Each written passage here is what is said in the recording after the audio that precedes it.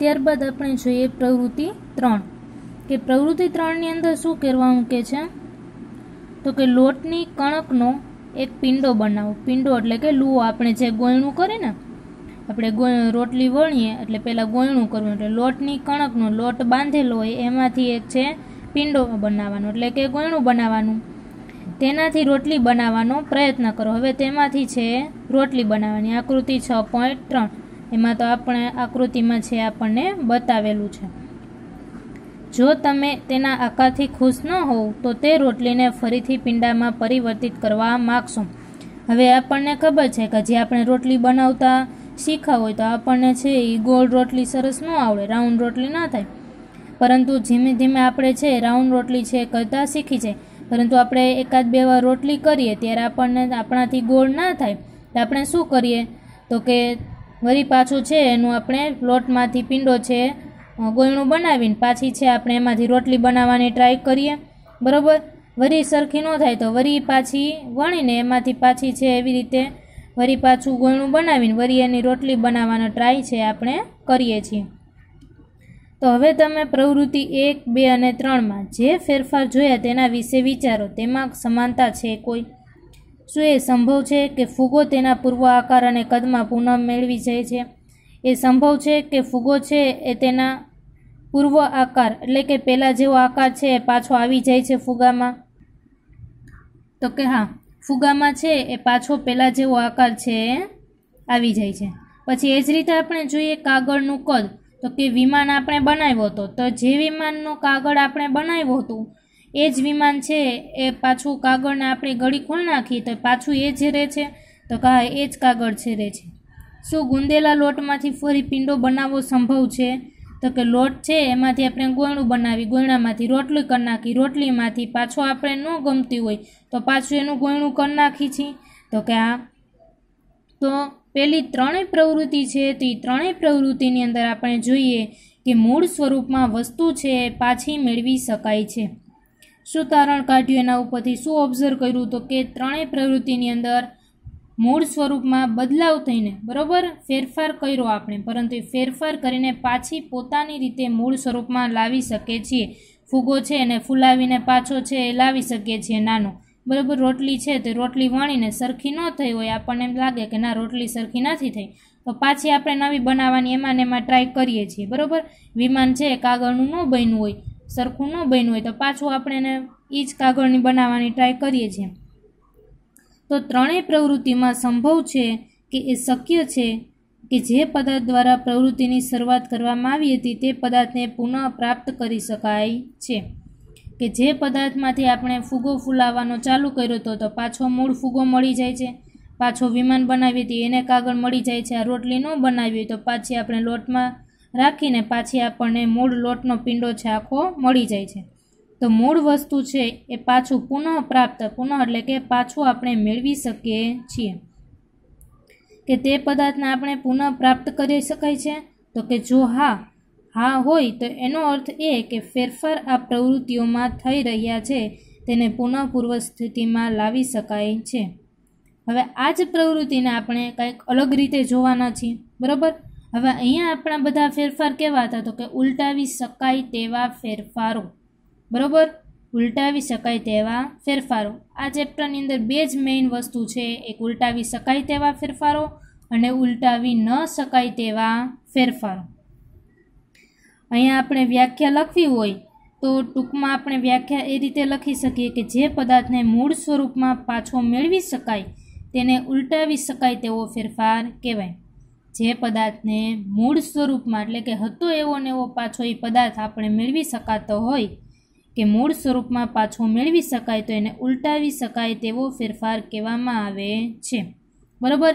એના ઉદાહરણ આપણને કે તો ઉદાહરણ ત્રણેય આપણે જોયા જ કે ફૂગો ફૂલાવીને પાછો છે એમાંથી આપણે હવા કાઢી નાખીએ, પેપર વાળીને બનાવેલ રમકડાનું વિમાન, ત્યારબાદ કણકમાંથી બનાવેલ લોટનો પિંડો, બરાબર. કણક એટલે કે જે લોટ આપણે બાંધીએ છીએ હાઈ, અથવા તો વણીને બનાવેલી રોટલી ન ગમી હોય, આકાર બરોબર ન થયો હોય તો પાછો એનો પિંડો બનાવી શકીએ છીએ.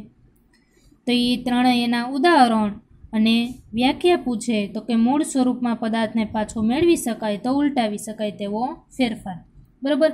હવે આ જે પ્રવૃત્તિ છે એ જ પ્રવૃત્તિને આપણે કાંઈક અલગ રીતે અલગ સ્વરૂપમાં છે જોવાનું થશે કે જે આપણને પ્રવૃત્તિ 4માં છે દર્શાવે છે.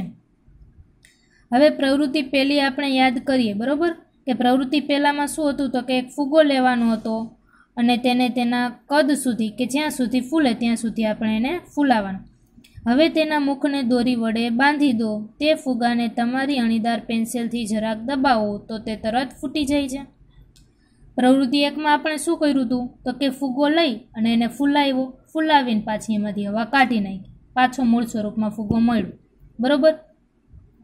પ્રવૃત્તિ 4માં તમને શું કહે છે એ જ રીતે કરવાનું. ફુગ્ગો લેવાનો, ફૂલાવાનો. બરાબર, ફૂલાવાનો, પરંતુ છે એમાંથી હવા નથી કાઢવાની. એમાં શું કરવાનું છે તો કે એને છે એ દોરી વડે બાંધી દેવાનું છે.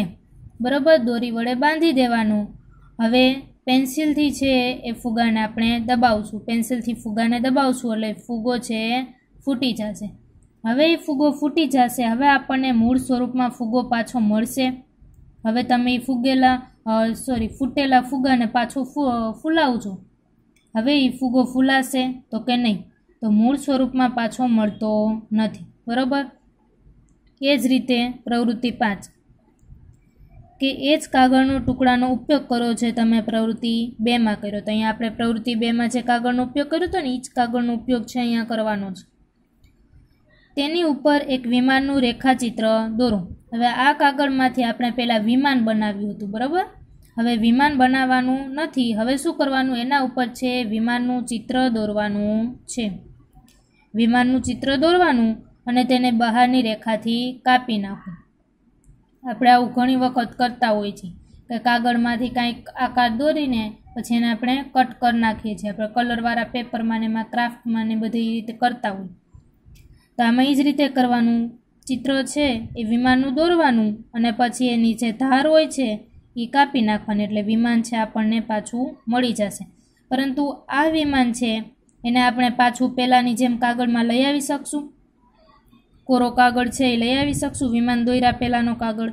તો કે ના, લઈ આવી શકતા નથી. જ્યારે આમાં છે એ વિમાનની ગળી ખોલી નાખતા હતા તો આપણને છે એ મૂળ કાગળ પ્રાપ્ત થતો હતો.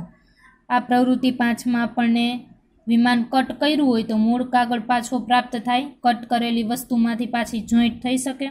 તો કે ના. એ જ રીતે પ્રવૃત્તિ 6 લોટની કણકમાંથી પિંડો બનાવીને તેને વેલણની મદદથી રોટલી બનાવીને તવા ઉપર શેકો. આકૃતિ 6.5માં તમને રોટલી આપેલી છે શેકેલી. સરસ ફૂલાઈને દડા જેવી રોટલી થઈ ગઈ છે. બરાબર. પરંતુ આની પહેલાં આપણને શું કીધું હતું પ્રવૃત્તિ 3માં તો કે રોટલીને ખાલી વણો અને વણીને જો સરખી ન થાય તો તમે પાછો એનો લોટના પિંડામાં છે એ પાછો અંદર મસળીને કરી શકો. બરાબર. હવે આ જ રોટલીમાં એમ કરો જોઈએ.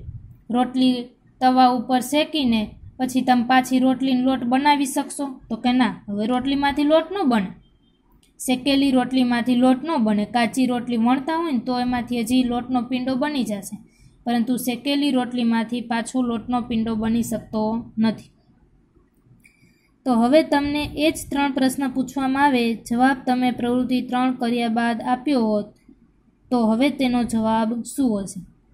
આપણે આગળ પ્રવૃત્તિ 3 જોઈ, ફુગ્ગો ફૂલાવ્યો, વિમાન કર્યું, રોટલી બનાવી. તેમાં પાછી મૂળ સ્વરૂપમાં પદાર્થ આવી જતો હતો કે જેવો પદાર્થ આપણે કર્યો હતો એવો જ પદાર્થ આવી જતો હતો. હવે પ્રવૃત્તિ 4, 5 અને 6માં પાછા મૂળ સ્થિતિમાં પદાર્થ આવી જાય છે. ફુગ્ગો તૂટી ગયો, પાછો નવો થશે. આમાંથી કાગળ તોડી નાખ્યો, પાછો નવો થશે. રોટલી શેકી નાખી, હવે પાછી લોટનો પિંડો બનશે, એમાંથી કાચી રોટલી બનશે? તો કે ના. તો આ બધાનો જવાબ છે શું હશે? તો કે ના, આ ફેરફાર છે એ ઉલટાવી શકાતા નથી. પ્રવૃત્તિ 4, 5 ને 6ના ફેરફાર ઉલટાવી શકાતા નથી. હવે આપણને ઉલટાવી શકાય અને ઉલટાવી ન શકાય એમાં આપણને ખ્યાલ પડી જવો જોઈએ કે જે પદાર્થને મૂળ સ્વરૂપમાં પાછો લાવી શકાય તેને ઉલટાવી શકાય તેવો ફેરફાર કહેવાય, અને જે પદાર્થને મૂળ સ્વરૂપમાં પાછો લાવી શકાતો નથી તેને ઉલટાવી ન શકાય તેવો ફેરફાર કહેવાય. તમને જો ઉદાહરણ પૂછાય એક્ઝામમાં તો એ ત્રણેય પ્રવૃત્તિ 1 થી 3 લખવાના, બરાબર, ઉલટાવી શકાય તેમાં, અને ઉલટાવી ન શકાય તેમાં તો કે જે પદાર્થને મૂળ સ્વરૂપમાં પાછો ન લાવી શકાય, બરાબર, તેને ઉલટાવી ન શકાય તેવો ફેરફાર કહેવાય. અને તેના ઉદાહરણ પ્રવૃત્તિ 4, 5 અને 6 કે ફૂટેલા ફુગાને પાછું મૂળ સ્વરૂપમાં નથી લાવી શકાતું, કાપેલું વિમાન, શેકેલી રોટલીને મૂળ સ્વરૂપમાં નથી લાવી શકાતું, એ રીતે, બરાબર. ત્યારબાદ તમે પેન્સિલ તથા રબરનો ઉપયોગ કરો છો. તેના સતત ઉપયોગ કરવાથી તેના આકાર અને કદમાં ફેરફાર થાય છે. શું આ ફેરફારને ઉલટાવી શકાશે?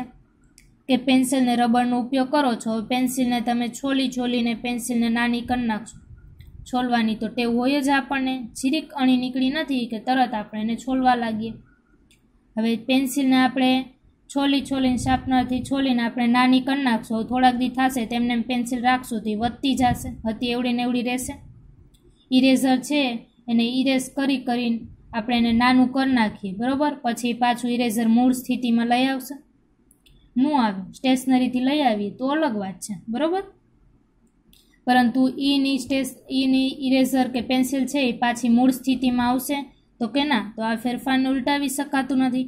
તો આ એક્ઝામ્પલ થઈ જાય ને આપણા માટે કે પેન્સિલને છોલેલી હોય તો એ પાછી મૂળ સ્થિતિમાં લાવી શકાતી નથી, તો એ ઉલટાવી ન શકાય તેવો ફેરફાર. તમે કુંભારને પોતાના ચાકડા પર કામ કરતા જોયો હશે. તે માટીના ઢગલાને વાસણનો આકાર આપે છે. શું આ ફેરફારને ઉલટાવી શકાશે? હવે કુંભારને આપણે જોયા હોય, કુંભારનું કામ શું? તો કે ચાકડા બનાવવાના, માટલા બનાવતા હોય કુંભાર. હવે એને આકાર આપણે જોયો, હથેળીથી આકાર આપીને માટીના ઢગલાને, માટીનો જે ઢગલો હોય છે ને એને હથેળીથી ધીમે ધીમે આકાર આપીને અલગ અલગ વાસણ બનાવે. તો એ જ્યારે આકાર આપતા હોય ને ત્યારે એની માટી કેવી હોય? કાચી હોય. આકાર આપતા હોય ત્યારે એની માટી કેવી હોય? કાચી હોય. તો એ કાચી માટીમાંથી પાછો એને ન ગમે, આકાર વ્યવસ્થિત ન થયો હોય તો એ પાછો વ્યવસ્થિત આકાર છે એ બનાવી શકાશે, બરાબર. તો શું આ ફેરફારને ઉલટાવી શકાશે? તો કે હા, ઉલટાવી શકાય. પરંતુ હવે તે માટીના વાસણને ભઠ્ઠીમાં શેકે છે તો શું આ ફેરફારને ઉલટાવી શકાશે? તો કે ના. જ્યારે માટીના વાસણને આકાર આપે છે ત્યારે માટી કાચી હોય છે. કાચી માટીને ગમે તેમ આકાર છે આપી શકાય, પરંતુ એને ભઠ્ઠીમાં શેકાય પછી એને આકાર આપી શકાતું નથી, બરાબર. આપણે રોટલી જોઈએ, આપણે કાચી રોટલી વણતા હોય ત્યારે એને આપણે જેવા આકારની બનાવીને એવા આકારની બનાવી શકાય, બરાબર. પરંતુ એકવાર રોટલી શેકાઈ જાય તાવડીમાં પછી બનાવી શકીએ છીએ? તો કે ના, તો કે શેકાઈ જાય પછી બનાવતા નથી. તો ફેરફારને ઉલટાવી શકાય છે કે નહીં તે પણ તેના જૂથના બનાવવા માટેનો એક રસ્તો છે.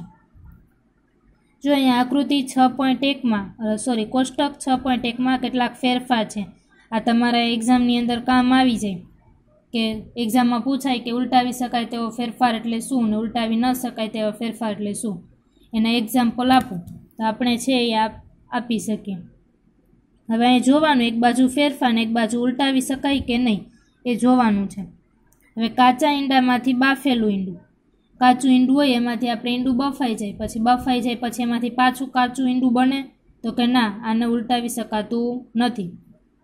ખીરામાંથી ઈડલી, હવે ખીરું હોય તો એમાંથી ઈડલી બને, ઈડલામાંથી પાછી ખીરું બને છે? તો કે ના. ભીના કપડામાંથી સુકાયેલા કપડાં, તો કે હા, ભીના કપડાં હોય એને પાછા આપણે સૂકવી નાખીએ, તડકે રાખી સુકાઈ જાય. વળી પાછા એ સુકાયેલા કપડાં હોય એને તમે પાણીમાં નાખો તો એ ભીના થઈ જાય, તો એને ઉલટાવી શકાય? તો કે હા. ઊનના દોરામાંથી બનાવેલ સ્વેટર, ઊનના દોરામાંથી સ્વેટર બનાવ્યું હોય ગૂંથીને, બરાબર. ચેપ્ટર 3 રેસાથી કાપડ સુધી યાદ કરવો અહીંયા. હવે એમાંથી સ્વેટર બની ગયો, હવે એક છેડો છે એ સ્વેટરમાંથી કાઢશો રેસો એટલે પાછું આખું ઊન છે એ મળી જશે. તો કે હા, આને ઉલટાવી શકાય. અનાજમાંથી બનાવેલ લોટ, ઘઉંમાંથી તમે લોટ દરાવશો, બરાબર, એટલે ઘઉંમાંથી લોટ બન્યો, લોટમાંથી પાછા ઘઉં બને છે? તો કે ના, તો કે આને ઉલટાવી શકાતું નથી. ઠંડા દૂધમાંથી ગરમ દૂધ, તો કે હા, ઠંડુ દૂધ હોય એમાંથી પાછું ગરમ દૂધ બને. ગરમ દૂધ છે એમાંથી ઠંડુ દૂધ ફ્રીજમાં મૂકી દે, ઠંડુ થઈ જાય, ગેસ ઉપર મૂકી દે તો ગરમ થઈ જાય. તો કે હા, આને ઉલટાવી શકાય છે. એ જ રીતે બાકીના છે એ બધા છે કે ઉલટાવી શકાય છે કે ઉલટાવી શકાતા નથી, એ બધું છે આપણને આમાં જોવામાં આવે છે.